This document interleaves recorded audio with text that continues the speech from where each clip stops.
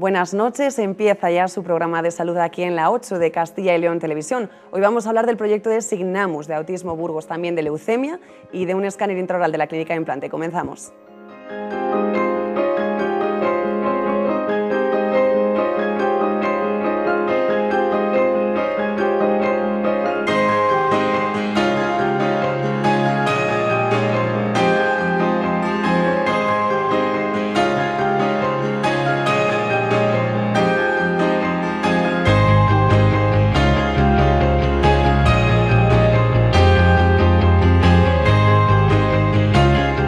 Empezamos hablando de leucemia y para tratar este tema estamos con Alejandro Bárcena. Muy buenas noches. Hola, muy buenas noches.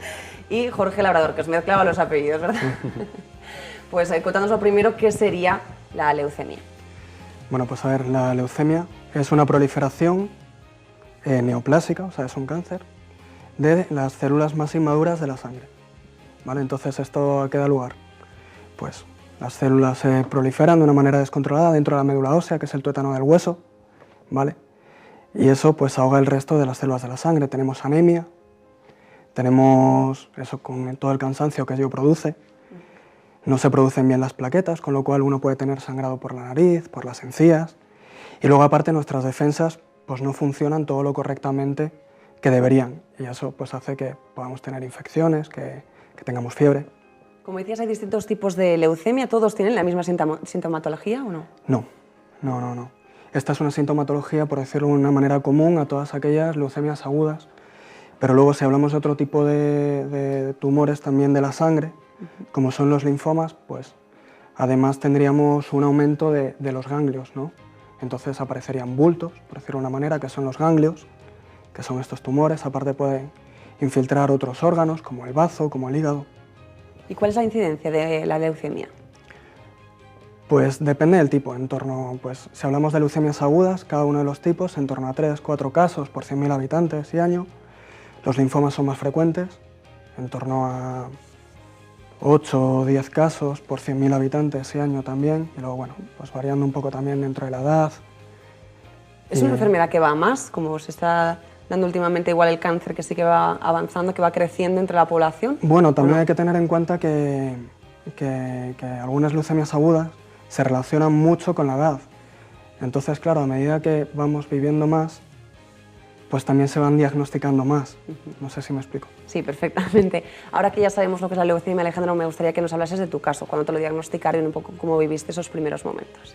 Pues como ha dicho él, al principio sientes cosas raras, estás cansado, pues en mi caso tenía un picor, empecé a aparecer algunos ganglios, algo iba mal y al final pues al ir al médico y al final te diagnostican, ven que hay que aplicar un tratamiento, que en este caso era de quimioterapia, y bueno, vas pasando una serie de ciclos y avanzando, pues momentos más o menos difíciles, y al final tuve la oportunidad de hacerme un autotrasplante, que consiguieron regenerar mis células, las que estaban bien, y volverlas a aplicar después.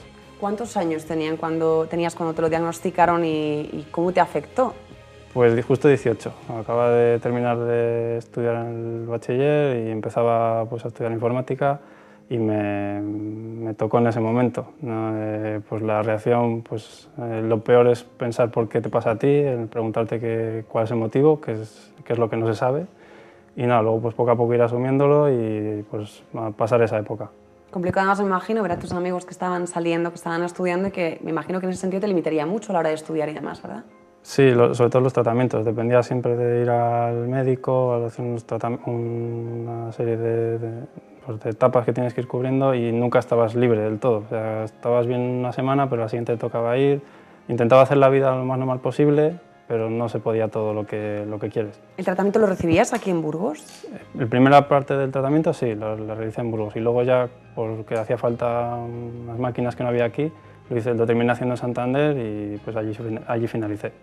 Alejandro, en ese sentido, ¿para tu familia existían ayudas para esos traslados, para esas estancias en otra ciudad? A través de la fundación sí que existen ayudas, pero en mi caso, como tenía familia en Santander, pues la ayuda fue la propia familia, que oye, se agradece un montón. Sí, porque además tienes el apoyo y el respaldo de la familia, ¿verdad? Claro. Que es muy importante, supongo, en estos casos. Lo que decía Jorge, que forma parte también, entre comillas, de la medicina, el tratamiento que recibes y el estado de ánimo y oye, el apoyo que te dan. ¿Cuál es la solución entonces? ¿La donación de la médula ósea o hay otras opciones?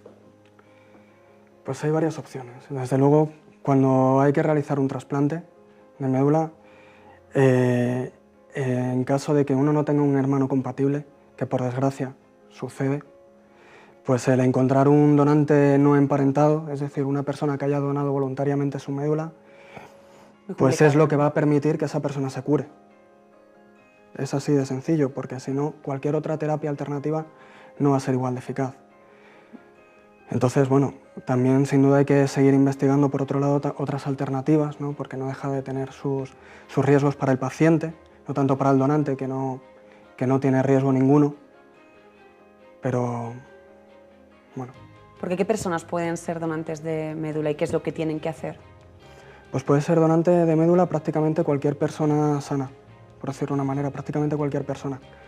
Y por debajo de 45 años, incluso 50, o no hay ningún inconveniente, vamos, que no, tampoco hay un límite de edad establecido, hombre, si es joven, pues mejor. ¿Y cómo hacerse donante? Simplemente haciéndose una analítica de sangre y diciendo, yendo, igual que cuando uno va a donar sangre, pues lo habla con los médicos que están allí, le dicen, quiero hacerme donante de médula, y en ese momento hablan con ellos y se le hace una analítica de sangre, simplemente una analítica de sangre, y ya está. Y ya con eso ya se sabe para el día que haga falta, exactamente. ¿Qué consecuencias tiene para el donante? Al donante ninguna. O sea, el día que le toque donar, es simplemente tener que ir el día que él pueda para donar, y es sentarse en un sillón, ¿vale? A pasar ahí la mañana, por decirlo de una manera, y se le canaliza una vía de un brazo para que salga la sangre. Eso pasa a través de una máquina que recoge las células madre que queremos donar. Y todo el resto de la sangre se le devuelve a él Por la otra vía. Por la otra vía.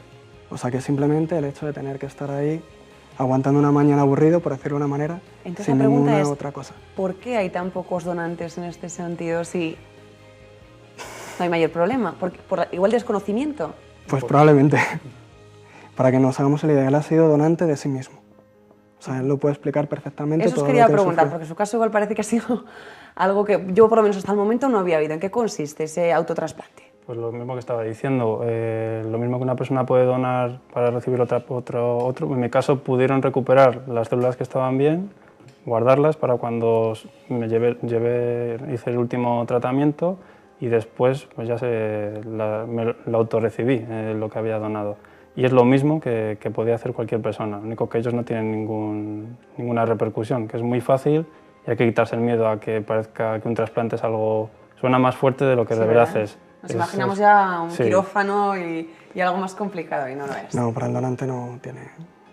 Asusta, pero es la palabra, no, el gesto de verdad es muy fácil y muy agradecido. Bueno, pues a ver si nos escucha la gente en casa y se anima. Sí que me gustaría, porque nos quedamos ya sin tiempo, pero me gustaría preguntarle a Alejandro cómo es tu vida 11 años después del diagnóstico y después de haber recibido este autotrasplante. Pues mi vida es totalmente normal, la única diferencia es que he pasado una experiencia que pues, me ha hecho ver las cosas de otra manera, pero no me afecta para nada. Pues, oye, da gusto oír un testimonio así, ojalá podamos escuchar más cada día y oye, ahí queda nuestro llamamiento. Hemos ofrecido un rótulo en el que podían ver que pueden colaborar con la Fundación enviando Valor a la Vida al 28027 y además pueden mirar toda la información también en valoralavida.org. Muchísimas gracias a los dos, espero que haya mucha suerte y que continúe, y bueno, sobre todo gracias por haber venido y contarnos vuestro testimonio. Muchas gracias. Nosotros ahora continuamos, les ofrecemos un reportaje sobre implantes dentales. El escáner intraoral adquirido por la Clínica Implante es un aparato de última generación que permite al odontólogo situar el cabezal de escaneado directamente sobre los dientes del paciente para obtener una serie de imágenes en 3D que se combinan en una sola representación precisa de los dientes. Con el escáner intraoral se reproduce una dentadura de manera exacta.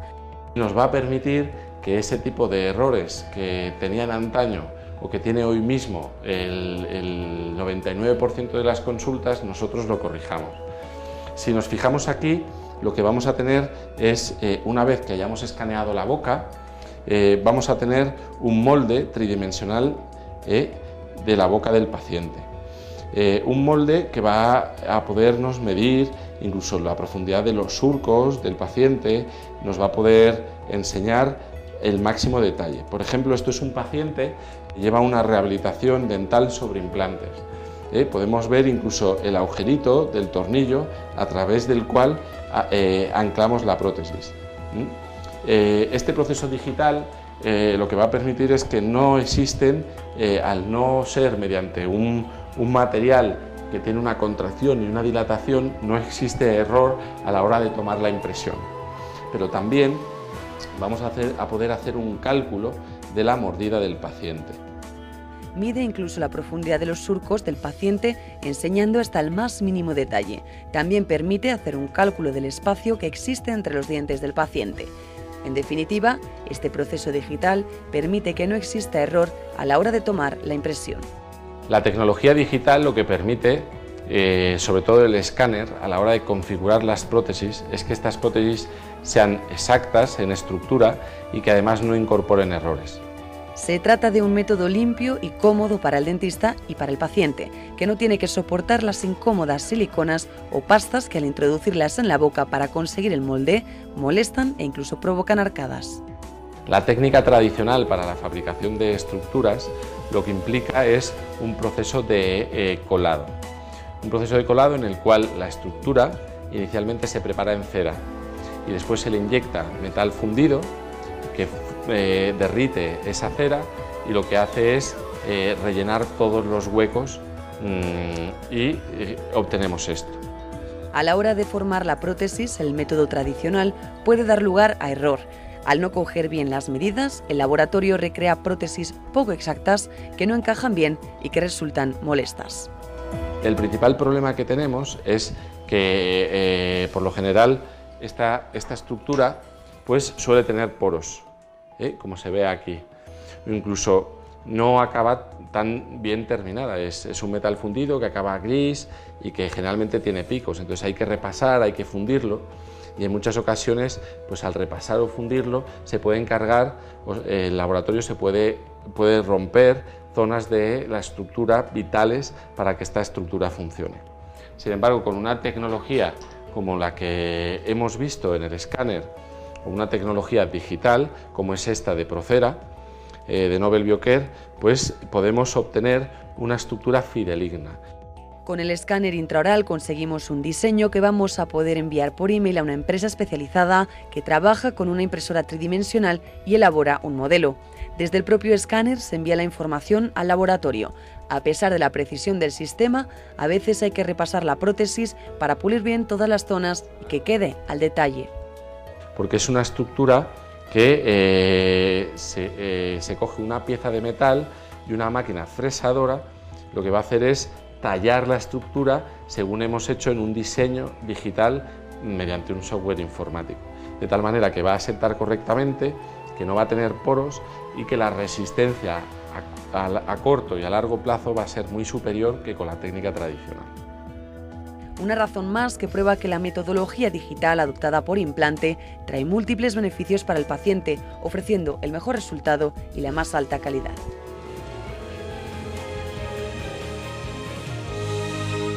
Miguel Lancho es el segundo invitado de esta noche aquí en el plato de Cita Previa. Muy buenas noches. Buenas noches. Miguel, vienes a hablarnos de Signamus, que es algo que así de primeras me imagino que no mucha gente conocerá en casa, así que si no te parece, pues nos lo explicas. Muy bien. Pues nada, Signamus es un proyecto que lo que hemos hecho ha sido diseñar una app, que ahora están tan de moda, ¿verdad?, gracias a los móviles, unas aplicaciones informáticas para el entrenamiento y para facilitar el aprendizaje de signos por parte de las personas con autismo. Hay versión para Windows y estamos haciendo la de Android también. O sea que entre poco podemos disponer de él en el móvil, ¿verdad? Sí, perfectamente. Cuéntanos, Miguel, ¿de qué herramientas disponemos en esta aplicación para ese aprendizaje del lenguaje de signos? Sí, pues como es una herramienta de apoyo al entrenamiento del aprendizaje, digamos que el aprendizaje de signos se realiza de una manera más especializada, ¿no?, a través del equipo de logopedas de Autismo Burgos, en la que se va haciendo poco a poco un proceso de aprendizaje con los niños progresivo. Luego, en la fase posterior, para entrenar esa diferenciación de signos y pictogramas, que se utilizan mucho en comunicación con personas con autismo, está esta herramienta que lo que hace es, a través de juegos, intentar que el niño vaya diferenciando pictograma, signo, para cada acción de las que puede tener en su día a día, ¿no? Que puede usar para comunicarse. ¿Por qué intentas fomentar ese lenguaje de signos en personas con autismo? Pues un número muy alto de personas con autismo tienen dificultades en el habla, ¿no? Todos en general, es una de las características, tiene afectado el área de comunicación de diferentes maneras y muchas de las personas el habla, entonces no pueden comunicarse a través del habla y necesitan un apoyo visual, el canal visual para ellos es muy importante para comunicarse, captar ideas o expresar emociones, ideas o cualquier necesidad. De manera que, por ejemplo, con una pequeña foto, un pictograma, digamos, un muñecote como de estos que hacíamos en el cole, sí, se simboliza beber agua. Y con un signo, reforzamos con el signo para que aprendan a comunicarse y a pedirlo en un bar, un día de recreo. Por lo que he entendido, Signamos es como una herramienta complementaria dentro de este aprendizaje, ¿no? Eso es. ¿Y qué resultados estáis obteniendo? Por ahora todavía estamos en una fase muy experimental, porque está en fase beta, la estamos desarrollando, probando y perfeccionando. Pero lo que sí es que también queríamos que sirviese de apoyo a los profesionales que trabajan con las personas con autismo. De manera que tú ya de manera muy rápida en la pantalla puedes ir seleccionando el usuario, el número de pictogramas que se ha decidido en el equipo que se va a trabajar ese trimestre, por ejemplo, y hacer ese entrenamiento con el chico. Durante el próximo año, y si conseguimos el apoyo financiero que necesitamos, pues se harán pruebas más intensivas y ya más un poco podremos decir qué resultados obtenemos, ¿no? ¿Desde cuándo lleváis poniéndolo en práctica?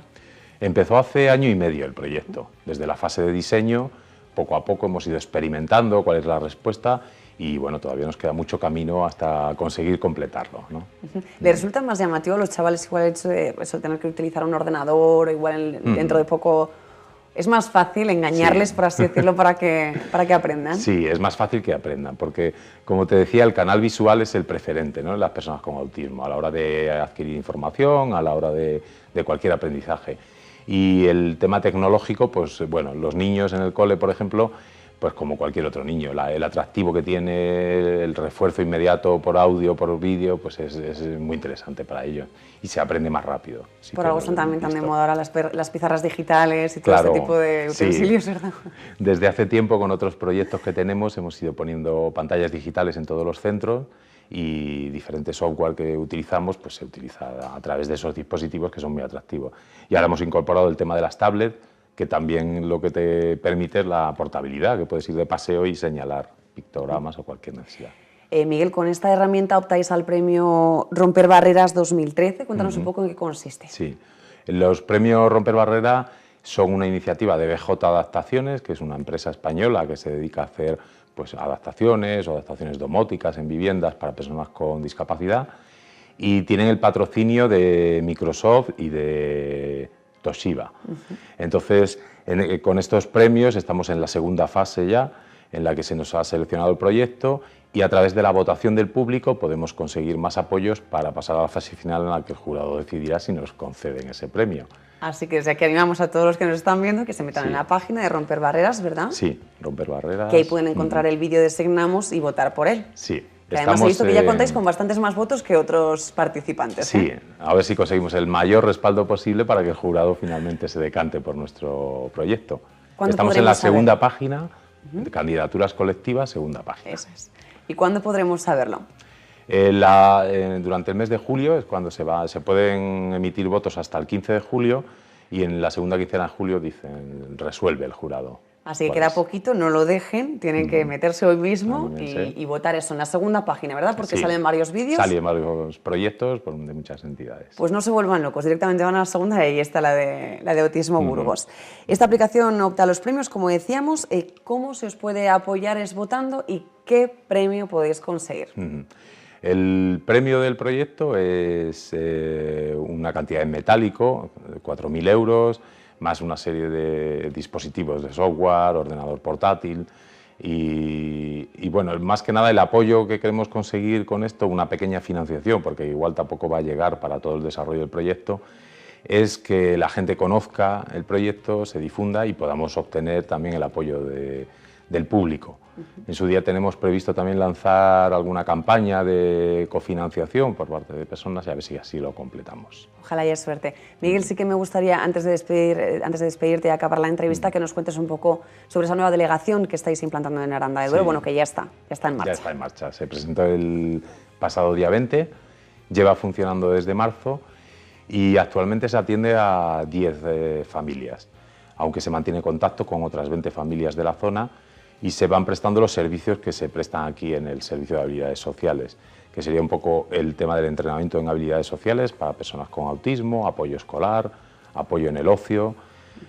Poco a poco es una delegación que, bueno, ha surgido, es la demanda que hay en la provincia, cada vez hay más demanda de pueblos y entonces tenemos que ir cubriendo esa demanda. La verdad es que las familias de allí, que han hecho un esfuerzo grandísimo para lanzarla, pues estamos encantados, todo, claro. Me imagino que además apoyará no solo a Aranda de Duero, sino a toda la ribera y toda la zona, ¿verdad? Sí, toda la comarca. El Ayuntamiento de Aranda nos ha apoyado cediéndonos un local en el que estamos prestando esos servicios.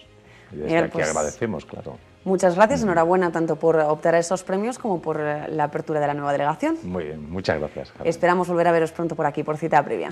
Gracias. Nosotros ahora seguimos, en 10 segunditos volvemos con Pilar San Martín.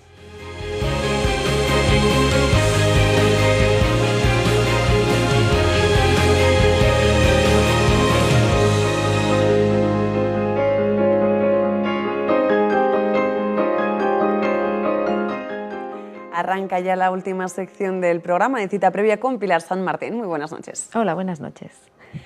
Pilar, recordamos que si tienen alguna pregunta pueden enviar la cita previa @rtvcygl.es o contactar con nosotros en Facebook y en Twitter, que tenemos ahí un perfil en cada red social.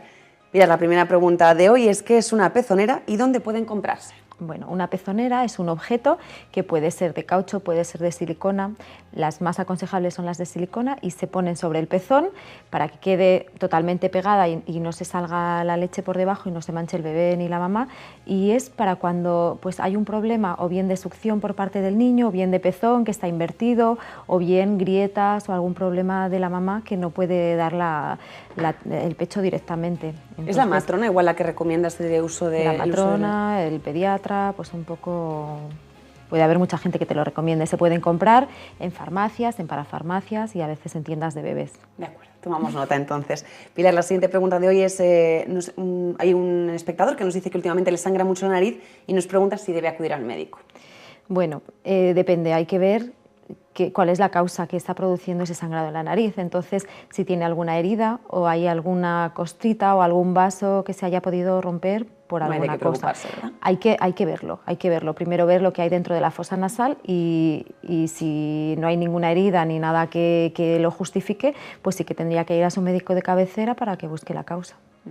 Así además nos quedamos más tranquilos, ¿no? Que luego no sea nada, pero... Aunque luego no sea nada, pero Eso por lo es. menos... Pilar, la siguiente pregunta de hoy es ¿qué indica la bilirrubina alta?